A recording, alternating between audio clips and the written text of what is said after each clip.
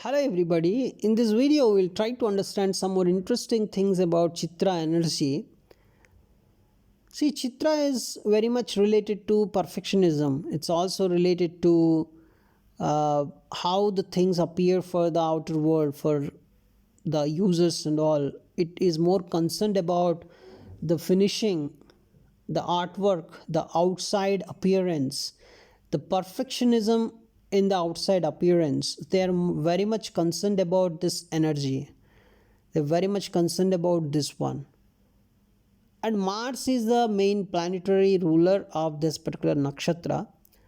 See, Mars is the energy required to fashion things the way we want them to. Without Martian energy, we cannot make the outer appearance perfect, because Martian energy is required to make the things perfect. That's why Mars is the planetary ruler of this nakshatra. And it would suffice to say that Mars is the powerhouse which runs Chitra's factory. The Martian energy doesn't express itself in its natural confrontational way through Chitra, as it is sublimated by Venus, because it is ending in Venusian area Libra. So basically, Martian energy is not used here for confrontational or destruction purposes. Here it is mainly used for constructive purposes, architectural purposes, designing purposes. And Venus is often regarded as the solar opposite of Mars. It's opposite of Mars because, see, Mars is indicated by male energy and Venus is indicated by feminine female energy. So Venus and Mars both are just opposites. See, this particular view is only, of course, it's very you can say that they're just opposites is not sufficient to say. You can say they're complementary to each other, right? Because you may think males and females are opposite, but they're not just opposite. They are required for the creation. They are complementary, right? So together they are responsible for the reproductive process in nature. So this gives us a kind of clue as to where Chitra's creativity originates from. Venus basically refines the raw Martian impulses. So Chitra, that's why Chitra can be seen as the refinement meter of the soul.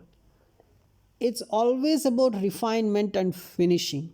When you talk about Chitra, you talk about architecture, design, the beauty for outside world, the perfectionism involved in it, the finishing, the refinement. So Mars, Venus together, they promote sexuality, making Chitra is one of the most sexually alluring and active among us the nakshatras.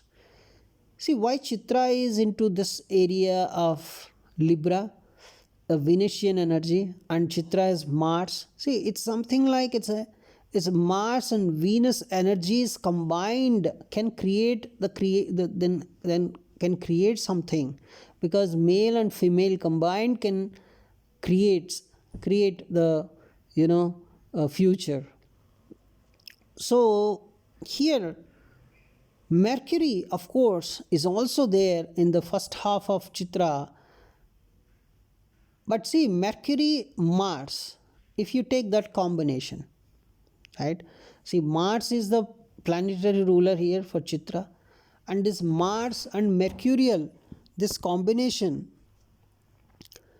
So if you take the Virgo area, this particular Virgo area is having the Mercury Mars amalgamation, because Virgo is mercurial area and Chitra's owner is Mars.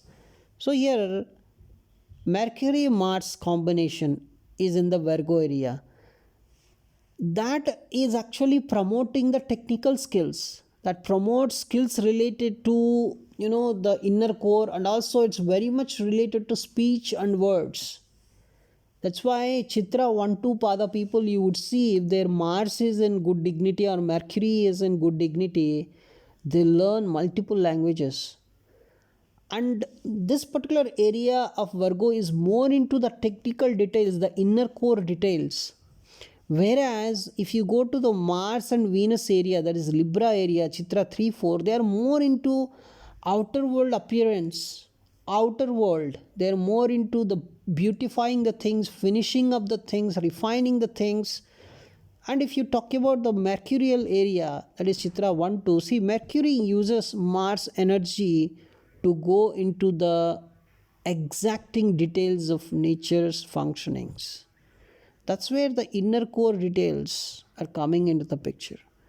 See, there is a Rahu element to this part of the zodiac, that is this Virgo area, which makes it more complicated than it looks on the surface, because as Mars and mercurial energy, they go into the technical details, the inner core, and also the multilinguistic abilities. See, it is obvious, you can see it's very obvious here that nature's secrets cannot be unraveled without Rahu's help.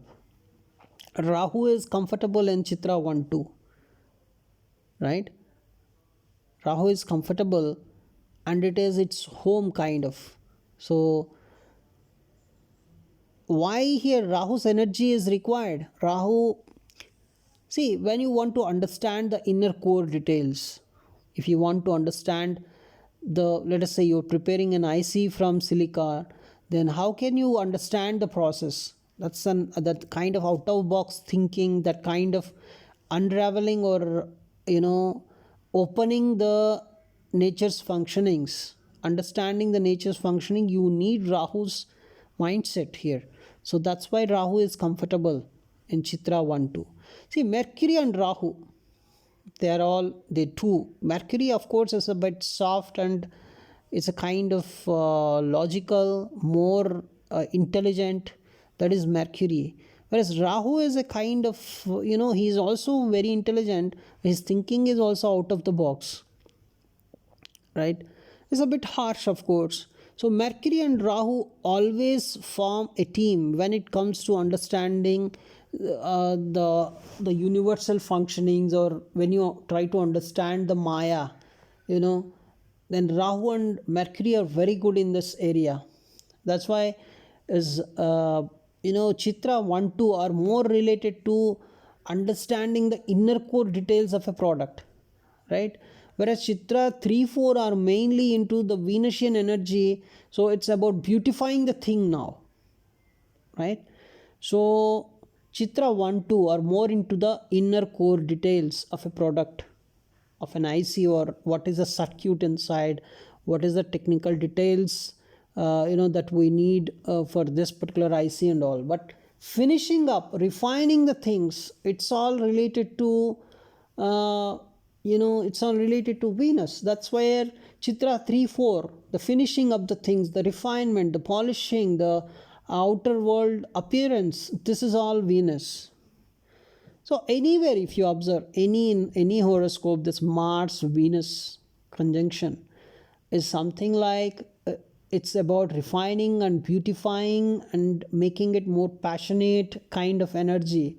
So that is Chitra 3 4. They act as Chitra 3 4, Mars Venus combination. As Mars and Mercury combination in any horoscope you see, that is acting as Chitra 1 2 padas.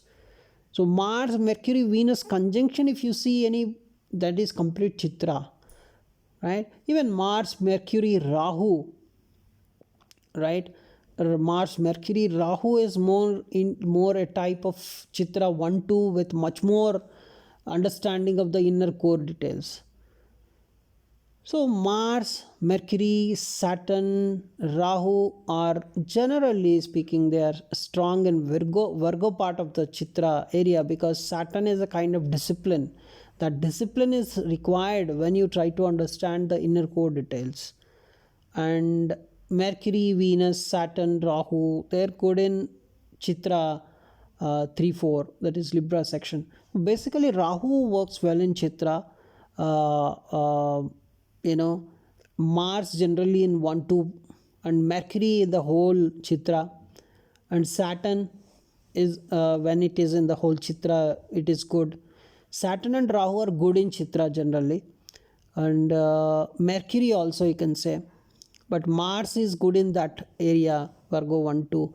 Venus is good in 3 4, you can say. So that is the fundamental, the complete energy of Chitra, you can understand.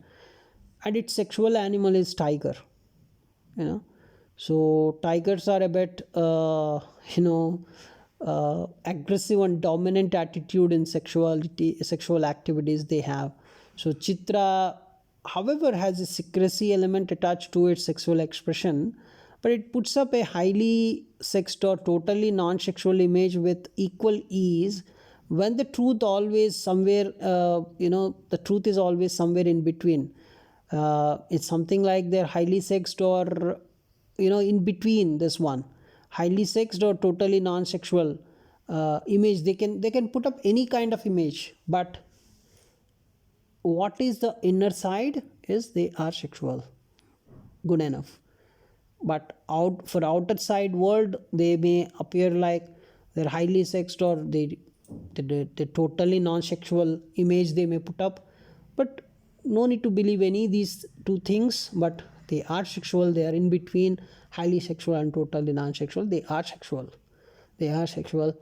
That is basically the Chitra's energy. And Chitra is the architect of the universe, right? See, and this closely relates to Brahma also. So when you talk about Chitra, you talk about Vishwakarma, you talk about Brahma. Basically, you talk about the creation, architecture, designing the things. Just you take a carpenter, you are giving a normal wood you give, right? He makes it as a kind of a small puja mandir in your puja house, right? He can make anything. The carpenter can make a wooden box out of the wood that you're giving. That he can make anything. He can architecture like anything. That creation is associated with Brahma and Vishwakarma. So that's where when you talk about Chitra, you talk about Brahma, the creator of the Holy Trinity, right? See, Vishwakarma, the ruling deity of Chitra, is also one of Brahma's direct mind-born sons. Vishwakarma is a kind of mind-born son of Brahma. So Chitra basically conceals within itself the laws and arrangement of the universe on all planes of existence. It's not about the creation is not just about your carpenter is doing some creation that is not, or your, let us say, jewel maker is making some jewels, some ornaments. Not only that is the creation. Brahma and Vishwakarma, these two are responsible for creating all the worlds, all the planes of existence. They created galaxies, they created universes, they created so many. But on the earthly plane, how this energy is manifested, how you can perceive this energy? You can perceive this energy in terms of carpenters, in the work of carpenters, in the work of that the people making ornaments, the people making, even in the present age of Kali, you can see them preparing the laptops, preparing integrated circuits, any kind of design and architecture. That is all Vishwakarma, Brahma and Chitra. That's it. So the fact that it connects the signs of Virgo and Libra reveals that Chitra is a bridge between compassion and harmony. So Chitra is the bridge between compassion, because Virgo is compassion, service oriented Virgo, and Libra is about balance, relationships, harmony. Relationships means what? Well, how you can sustain relationship? If you maintain harmony, right? if you maintain balance, if you're emotionally imbalanced, if you're doing whatever you want, if you're talking whatever you want, you're talking unnecessarily, you're not maintaining any balance, you're not maintaining any harmony, can relationship sustain? No. So relationship means automatically the synonyms come: harmony, balance. So that is Libra.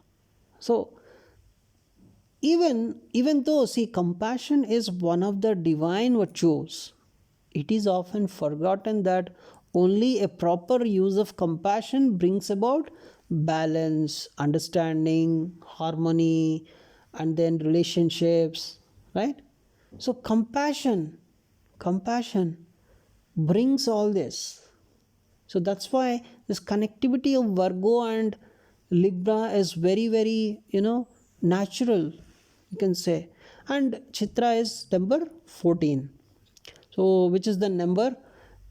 This 14 has similar connection with this kind of, see, it's related to temperance in the tarot imagery. Measure, if you see, 14 is the number associated with temperance. See, the symbolism there depicts a winged angel mixing two heavenly fluids with one foot in water and one on dry land. So Chitra has been assigned this delicate balancing job, this seemingly opposing things within the pool of universal constituents. It's mixing up and creating a kind of balance. So the total thing here is, even in the tarot, you can observe, as balancing is associated with the number 14, right? So it's just, see, a winged angel mixing two heavenly fluids with one foot in water and one on dry land. Something like it is showing up balance. So in the universal scheme of things, if you observe, Chitra has the ability to accumulate merit. It has the ability to accumulate the perfectionism, right? So Chitra gains honor and merit through its hard work done as per the universal law. And in the sages, Chitra is associated with the sage Kratu. See, what is Kratu? Kratu means the inspirer. And it is very appropriate that a creative and inspiring sage should preside over the most creative in the nakshatra system, right? So it's very inspiring. Chitra is inspiring, of course. See how beautifully they are making the things, how beautifully they are architecturing and designing the things, and worshipping of feminine deities who ride tigers like Durga Mata, Bhavani Mata, Jagadamba. So praying these matas is the best way to get the best out of Chitra, right? On a higher level, worship of these deities helps us see through the illusions of Maya, and you can find enlightenment. You can get enlightenment. So praying these gods is must for Chitra people: Durga Mata, Bhavani Mata, and Jagadamba. And repetition of the mantra Om Tam or Om Tham, anything, Om Tam or Om Tham, 108 times a day, and especially when moon is transiting the Chitra Nakshatra, chanting this mantra is very good to avoid the negative influences of Chitra, and also to get most benefit things out of Chitra if Chitra is having some malefic planet. Chitra has some malefic planet, then chanting this mantra is must. Chitra has some benefic planet, chanting this mantra can better your life. For both of them, it is very good. And you can see, for positive Chitra people, it's very helpful to wear, bright, variegated and glittering colors, right? So they also should use the directions and lunar month associated with Chitra. And there are, see, Mahatma Gandhi, if you take, is a famous Indian political, you cannot take him as a political leader. He's a great leader in India, as a father of the nation, was born with Chitra rising on his ascendant. So his life and works reveal the energetic behavior of Chitra. See, in keeping with Chitra's natural tendency, he was a highly, he has uh, that he wants to finish the things, right? The finishing the things and all this kind of this freedom, getting the freedom, he wants that one.